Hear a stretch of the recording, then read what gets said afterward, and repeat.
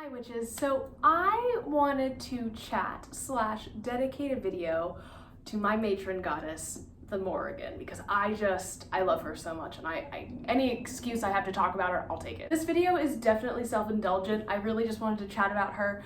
So here we are. If you're following along in your Book of Shadows, this would be a good time to either dedicate a page to your matron or patron or one of your gods if you work with multiple, and fill in these pages, with whatever you want if you don't necessarily work with deities. The way I'm it's not scheduling, yeah, I guess that's the word for it. But planning these videos is so it makes sense when I eventually go back and remake my Book of Shadows. Okay, so hopefully that makes sense. This is again, me being a little bit selfish / planning videos in a way that makes sense to how I want to organize my Book of Shadows. Eventually go back and redo my Book of Shadows to match up with these videos. Sorry, there's a bunch of motorcycles today, so if you see a lot of weird editing, it's because someone just went by in a Harley and it was really loud and obnoxious. Hopefully my microphone will get here soon so we can minimize that. So, the Morrigan. The Morrigan is the Irish goddess of death, war, fate, prophecy, fertility, and transformation. So a lot of things going on there, I know. Her name translates to the Great Queen or the Phantom Queen. The Morrigan is really known for that power of prophecy because she is most often seen as predicting the death of warriors in battle or influencing the outcomes of battle, which was if we think back to ancient times, way more common, right? In terms of daily life. I feel if you watch any sort of show like Vikings or anything which I know is completely different, a different realm of the world, but if you're sticking with me in terms of time period, war and violence and death was just very much more common. It was just a kind of an accepted thing of life, whereas we see that and we're you mean they just picked up really sharp things and ran at each other in a field? Oh my gosh. But to them that was just a fact of life. It seems. I'm not a historian, but from what I can tell, I feel it was just more of a prevalent topic. Yeah, I think we can agree with that. I don't know what I'm saying, but anyways, I think that imagery and her imagery is so integral to life back then, just because of how close they were to death constantly. Morrigan appears most commonly as a crow, so if you see a lot of crow imagery, or if you're like me and are a magpie, no, I'm kidding, but I do really like crow imagery. I've always been drawn to crows and stuff like that, so it was kind of a no-brainer when I started working with her. She is also known to be a triple goddess, meaning that she is kind of seen as both the maiden, the mother, and the crone archetypes, but also, that's one thing, and that's really heavily Wiccan, that's a very Wiccan thing to say. In terms of mythology, she's actually seen sometimes as 3 separate goddesses. So you have Bab, Matcha, and Nemain, or occasionally instead of Nemain, it'll be Anu. Any combination of those 3 are kind of seen as the Morrigan. The Morrigan is also a goddess within herself. It's very confusing, but if you look at historical texts, if you can kind of look at the Stories of Cú Chulainn, the Ulster cycle, the mythological cycles, the Cathmig Tirade, which I believe is how you say it. Again, super sorry I'm not Irish, but I really recommend reading those sources. And she's very mercurial in the way that she presents herself, which I think is very cool and kind of what drew me to her. She's seen as the protector of the Tuatha De Danann, who we also know as the Fae. In some stories, she actually is one, which is kind of that's kind of where my belief system comes in. And she's very closely linked to the Fae. So if you are someone who works with the Morrigan, you will probably be working with the Fae. I definitely worked with the Fae, acknowledged the existence of the Fae, and was kind of closely tied to them more when I was younger.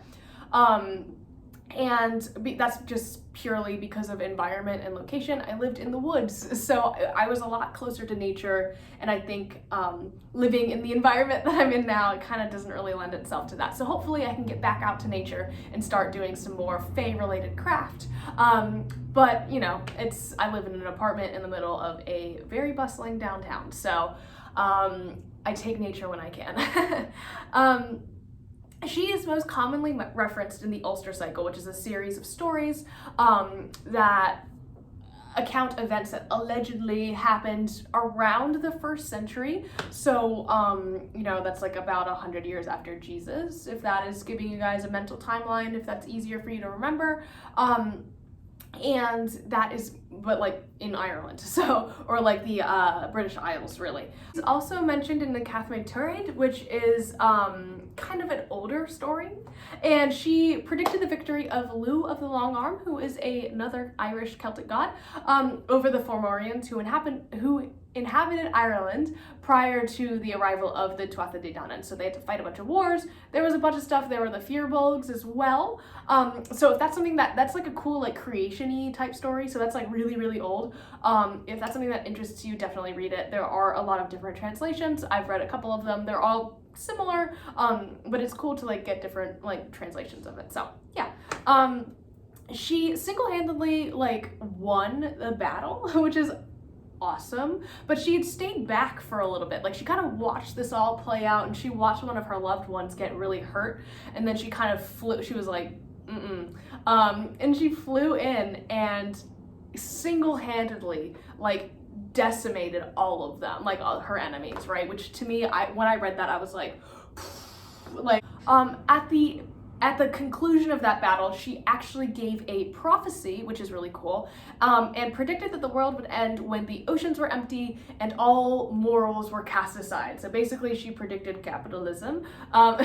No, but she is known to have given prophecy like that. And like not as dramatic, but that is like a very specific one that is mentioned a lot in Celtic mythology, Celtic lore, stuff like that. So yes. She's also mentioned a lot in the Ulster cycle, like I said, when the hero Cú Chulainn was visited by her. Like she came to him as a beautiful maiden right before battle, and he refused her. He decided, he was like, I don't want to have sex with you, and she was offended. So she predicted that he would fall in battle. In the story, she tries to kind of trick him, basically, or kind of cause him some misfortune. She transforms herself into an eel, a wolf, a cow, a crow, and an old woman. And she tries to, you know, kind of mess with him. And eventually, when she shows herself to him, as an old woman, he doesn't realize that he's not very nice to her, and that's when she's like, sayonara, bro. You've done this for the last time, basically. You've disrespected me. And that's when she's like, you will fall in battle, and I will mark your death. And he was like, whatever, you're just an old woman. And then she transforms into like the beautiful goddess that she is out of her crone kind of like aspect. In my mind, she kind of transforms into like a beautiful, from an old crone into a beautiful woman into a crow. And he's like, oh, that was the Morrigan. She was like for real. Like it's not just some crazy old lady in the woods, which I guess was way more common back then. I would like to make it more common these days. But she is then seen by a river as he's marching onto this battle, washing blood from his armor. So that's kind of seen as like her foretelling his death. He does get mortally wounded in battle, and some say that in order to scare his enemies, he actually tied himself up to a rock so he could fight to his last, but he tied himself up using his own intestines, which is super gross, but like really epic. Like it gives me big Boromir vibes, like even though he was kind of a bad dude, but like I guess Cú Chulainn was kind of a jerk sometimes. I don't really know. But anyways, yeah, so like that, all of that, you know, you see this like crazy, this warrior with his entrails exposed, like fighting to the last. I'm sure that is a terrifying image. And finally, like no one wants to approach him because they're like, what is happening?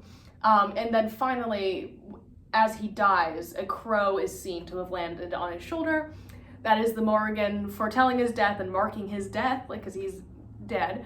And, yeah, that's when they go retrieve his body and all of that. So that image, though, of her washing his armor in the river, that's kind of became the basis for the description of what we know as the Banshee, which are a type of fae. So you can kind of see where that is like interconnected with each other.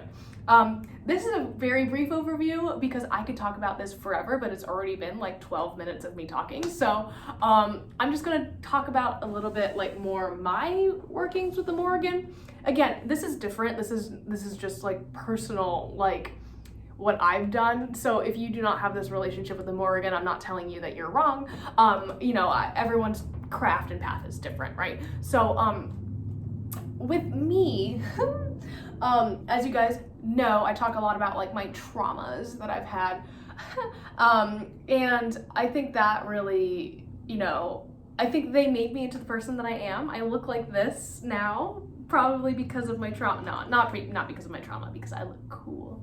But I think that I definitely had to like build up that kind of like emotional armor in order to like survive my household. If you guys don't know, I grew up with a narcissistic parent who basically told me I was a failure, even though I'm not.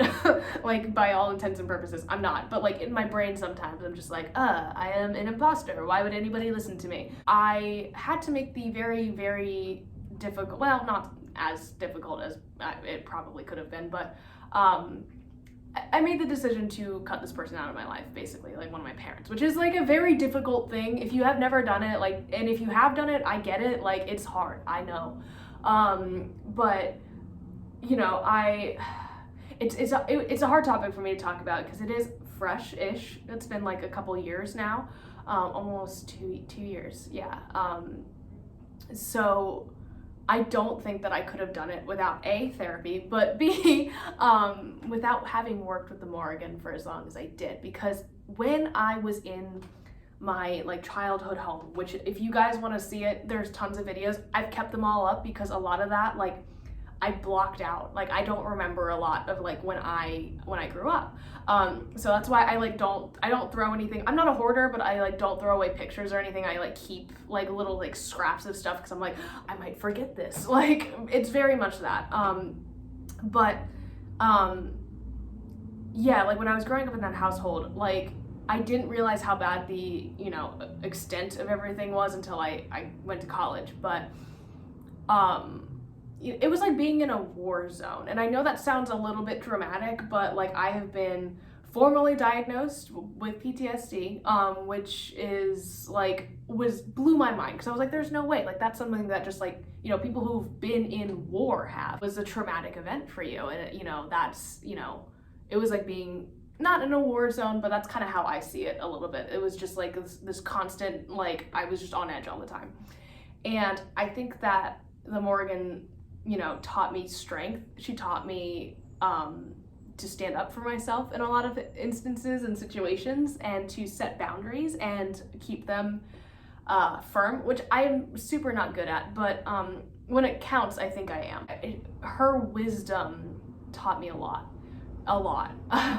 Just like wanting to give off her energy of that like bad bitch who like, which is how I just see her. I don't know how to explain that, but like this like strong, like dark, like warrior queen. Like that is just what I wanted to be. So like when I told my mom that, I didn't know how to like articulate that. And so she was like, well, do you want to try fencing? And I was like, yeah. So like that's how yeah. So like I used to have a patch that had like a raven on it and stuff, and it was like really cool.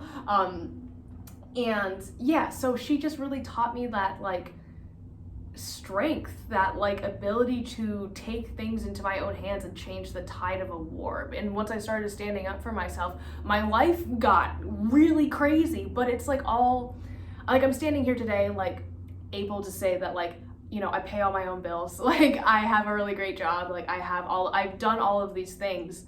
And yes, did my parents help me out a lot? Obviously, sure. But my abuser does not get to take away from my achievements because like he granted me the opportunity to do so. It's like, okay, you could have given me the opportunity and I could have squandered it, and I didn't. I made something out of myself and I did this. So I'm not going to deny I had a lot of privilege growing up. I'm not going to deny that at all. I know a lot of people have it way harder than I do. But like with the cards that I was dealt, I really think that the Morrigan helped me utilize them strategically to the best of my ability, which if you're looking at her as like that war goddess, that like prophetic goddess as well, like especially when I was growing up, I would have a lot of like, she would send me messages, and I don't know how to explain this other than like I would just get this like overwhelming feeling of like calm whenever I was having like a dissociative episode, and she was really the one who would bring me back kind of from that kind of stuff. And that sort of really just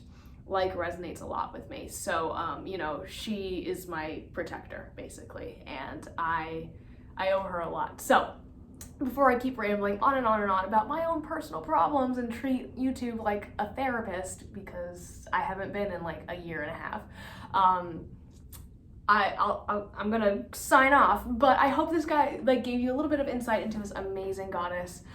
She's just like incredible, and I don't ever see myself not working with her. So if you work with the Morrigan, I would love to hear stories, because I have a very specific story, right? Like I have a very specific, very personal relationship, but I know that she is helpful in other ways, and I'm hoping to like maybe like expand on that with my workings with her, because I'm out of that situation, and now I'm kind of like, all right, now that I'm safe, what do I do? How can we continue this? Like what do I need to do next? So, yeah, I'd love to hear from you guys, and I will see you guys tomorrow.